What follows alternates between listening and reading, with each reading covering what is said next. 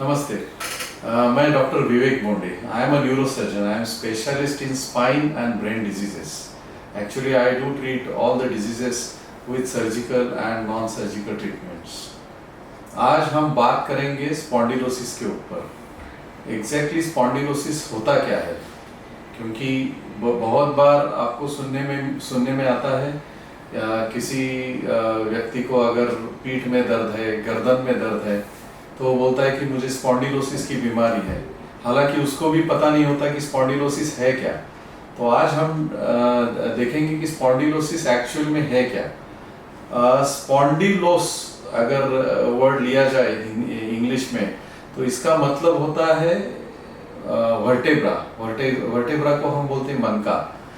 अपने पीठ के जो स्पाइन अपने को लगता है उसको हम वर्टेब्रल कॉलम बोलते हैं, और वो बना होता है छोटे छोटे वर्टेब्रे का, और एक वर्टेब्रे का एक एक यूनिट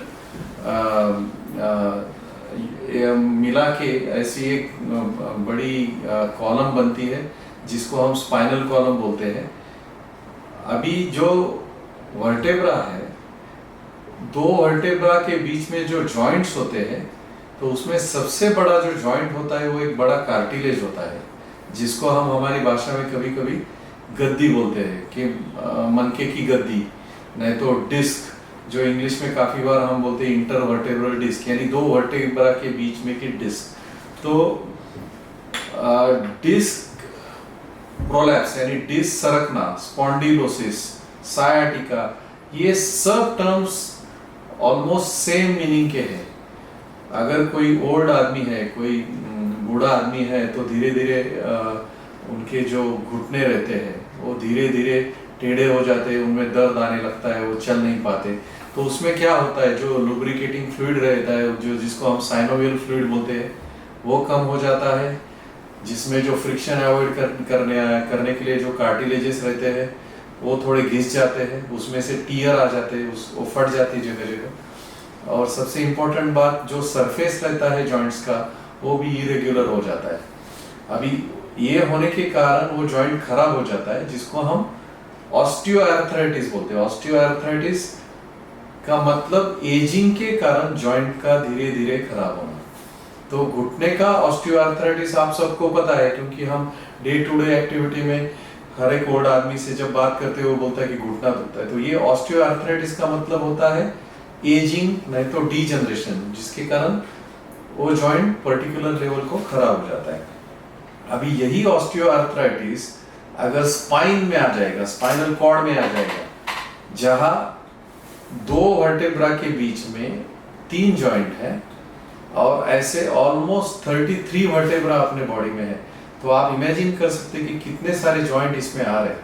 अगर एक दो जॉइंट जो सबसे ज्यादा मोबाइल है, जैसे इधर गर्दन में 5वां और 6वां मनका रहता है, और पीठ में 4था और 5वां मनका रहता है, उसमें मोमेंट सबसे ज्यादा रहती है। तो वो मनके में, वो इंटरवर्टेब्रल डिस्क में अगर ऑस्टियोआर्थराइटिस का बीमारी धीरे धीरे शुरू हो जाता है, तो वो डिस्क का जो प्लायबिलिटी रहता है, जो उसका इलास्टिसिटी रहता है, वो धीरे धीरे खत्म हो जाता है।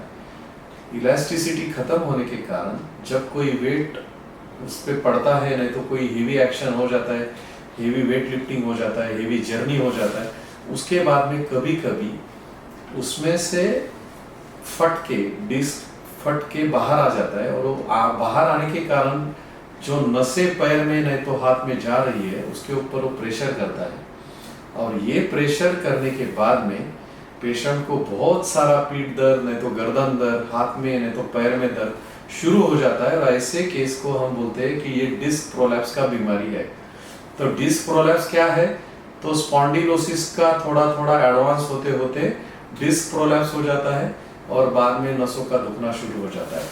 तो स्पॉन्डिलोसिस अगर देखेंगे तो क्या है, तो वो ऑस्टियोआर्थराइटिस है अपने स्पाइनल कॉलम का। जब वो शुरू होता है तो काफी बार खाली गर्दन में नहीं तो पीठ में दर्द होते रहता है। जब वो बढ़ता है, एक लेवल को ज्यादा बढ़ जाता है, तभी बहुत ज्यादा पेन हाथ में नहीं तो पैर में आ जाता है।